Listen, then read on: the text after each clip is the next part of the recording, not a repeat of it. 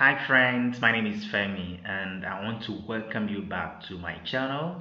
I thank you so much for those of you who have been following this channel, those who have been liking our videos, sharing them, subscribing to the channel. Thank you very much.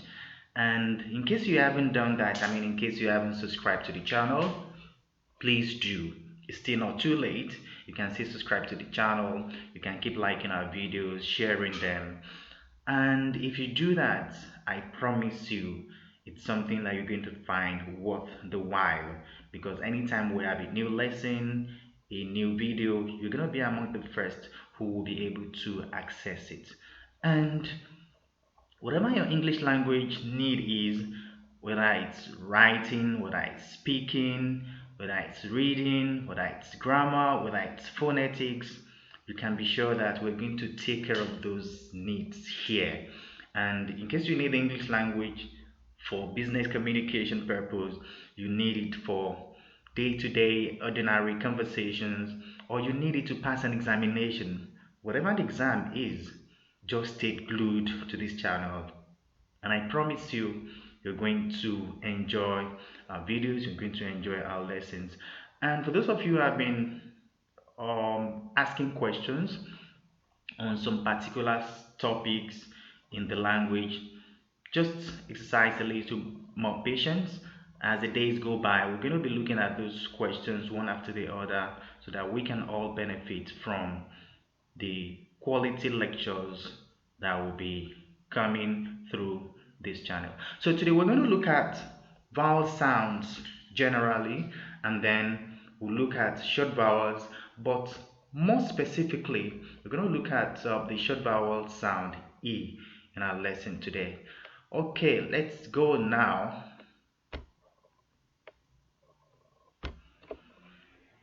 Vowel sounds. You may wonder, what are vowel sounds? Well, vowel sounds are those sounds produced with no interruption to the air stream in the oral cavity. Let me say that again.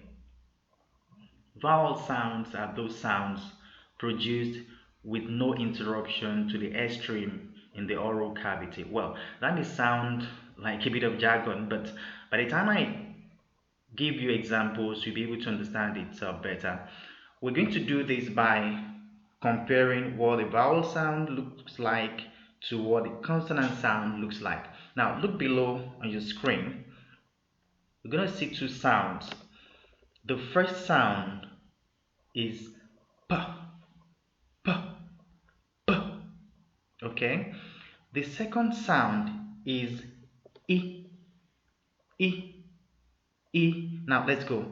Let's try and pronounce them together. Pa, pa, pa. Okay, let's move to the second one. E, e, e.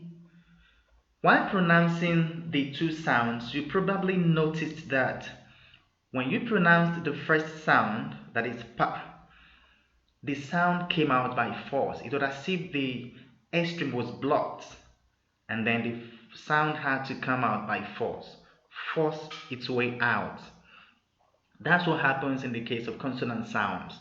But when you pronounce the second sound, E, you discovered probably that the sound was free flowing. There was no blockage whatsoever, whether it was partial blockage or it was complete blockage. The sound just went out smoothly. So that's a vowel sound. In the case of a vowel sound, there is no interruption whatsoever to the air stream in the oral cavity. Now, when we talk about vowel sounds, there are two major categories of vowel sounds. We call them monophthongs and diphthongs. Again, monophthongs and diphthongs. Well, as for diphthongs, some still call them diphthong or diphthongs. Well, the choice is yours, but I think I would prefer you call it diphthong. Okay. Now let's look at the two categories. Vowel sounds are divided into monophthong and diphthongs. Monophthongs are also called pure vowels, just the way Diphthongs can also be referred to as gliding vowels. Okay, pure vowels also referred to as monophthongs. Diphthong sounds also referred to as gliding vowels. We're not going to go into details of how or why diphthong sounds are also uh, referred to as gliding vowels in this lesson. We're going to do that in the subsequent lessons. You probably know what the word mono means. It means one. And so a monophthong is a vowel sound that is made up of just one sound segment, whereas a diphthong sound combines two sound segments. So that's the difference between them. So in the English sound system, there are 20 vowels altogether, and out of these 20 vowel sounds, 8 are diphthong sounds or gliding vowels. 8 are gliding vowels or diphthong sounds, whereas 12 are pure vowels, or if you like, monophthongs. Now I want to look at the short vowels, but in our lesson today we're going to look at just one of them, which is the E sound. What is a short vowel sound? You may want to know. Okay, that's very simple. A vowel is said to be short if there is no sign of the colon after it. So that sign, those two dots, once a vowel sound doesn't have it before it, then it's short. But if it has it after it, then it's long. Okay, let me say that again. I think I mixed something up. Not before, it's after. When a vowel sound has the two dots, those two dots you can see, after it, it's a short sound. But if it has it after it, it's long. Okay? Did you get that? Okay, let me say it again. A short vowel doesn't have two dots after it, but a long vowel has two dots after it. So once you have a vowel sound that has two dots after it, it is a long vowel sound. But if it doesn't have it after it, then it's a short vowel sound. Now look at the first sound you have there, the sound I. It doesn't have the two dots after it, and so it's a short sound. But if it has the two dots after it, like you have it in the second one, then it's a long vowel sound. So whereas you pronounce the first one as I, you pronounce the second one as E. Now you can see the difference in duration in pronouncing the sounds. One is elongated.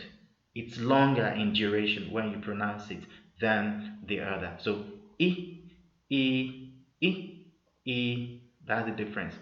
Now I want to focus on the short vowel sound now. That's vowel sound E. And look at some example words. This is the sound, and the sound also has what we can refer to as spelling symbols or letter symbols. These are letters you see that can tell you that, oh, this word contains this sound. Okay, and the spelling symbols are I, E, A, Y, UI, etc. But let me sound a note of warning here. It doesn't mean that anytime you have these letters or letter symbols or letter combinations, you necessarily have the sound E. No, it doesn't go that way. You may have these letter symbols and still not have the sound. In some instances too, you may not have these letter symbols and still have the sound. Okay, now let's look at some example words. But before then, let me quickly tell you that the most reliable letter symbol for this sound is the letter I. That's the most reliable. So most times when you see the letter I in a word, you can be almost 100% sure, not 100% sure really, but you can be very sure. You can be sure to some extent that really the sound is there. Now, example words. Feet. Let's say this word together. Feet. Bin. Tin. sin, peep. The transcription of each of the words is written after it. That's what you have in between two slanting lines. Let's go through the words once again. Fit, bin, tin, sin, peep. Okay. Now let's look at commonly mispronounced words for the sound. And this is very, very important. Let me sound this note of warning. You need to pay very close attention to this part of our discussion today. And that's because as second language speakers of the English language, so many sounds have been distorted by second language speakers of the language. And so when they see a sound, they give it another sound. When they see a letter, they generalize or overgeneralize and give it another sound. And that's problematic. So what I would advise here is that try and learn these commonly mispronounced words. Try and master them, because if you are taking an examination like SSE, that's whether the one organized by NECO or WAEC, the West African Examination Council, or National Examination Council, you're taking the oral component, which is compulsory, you must meet words like this. So you should master them and also look for other instances where you have words like this. I will also encourage you to not only master them, but to also try and use them in your day-to-day, everyday conversation, because by so doing, you're going to get used to these sounds. Now, let's go. The first one is courage.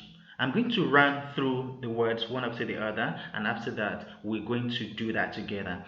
Courage, tyranny, modest, united, despise, sycophant, favorite, profit, voltage, bonnet, despite, rescind, wicked, packet.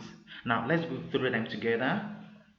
Make sure those letters that are underlined are pronounced as I. Okay.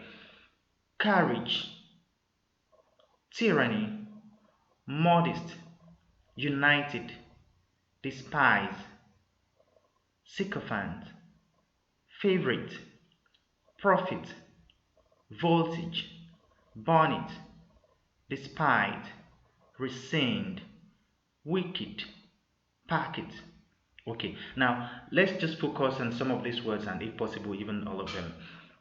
Look at the first one. Courage, not courage. Tyranny, not tyranny. Modest, not modest like some persons will call it. United, not united. Despise, not despise.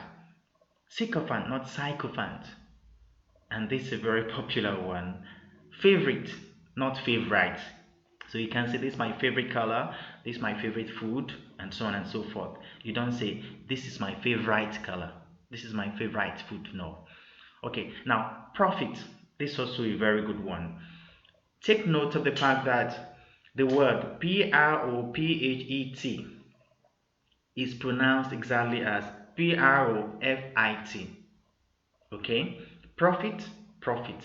I am a prophet of God, not prophet.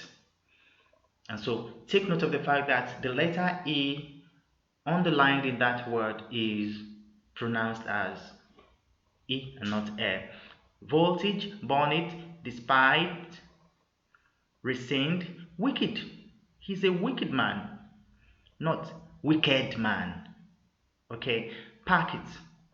Now I want to look at how we can generate the sound E from the past tense marker ed. That's what we're going to look at next now. Usually in English language, when a word ends with T or D, you form its past tense by adding ed to it. And I'm talking about verbs. So when the verb ends with D or T, you add ed to it to form its past tense. And so let's take some examples. Now when you do that, the E in the ed doesn't sound eh. It sounds I. Take note. That's also very important. It sounds eh, not E. Okay, let's go. Shifted, birded, added, ended, brooded, bodied, kneaded, divided, worded, flooded. Okay, let's take it once more. Shifted, birded, added, ended, brooded, bodied, kneaded, divided, worded, flooded.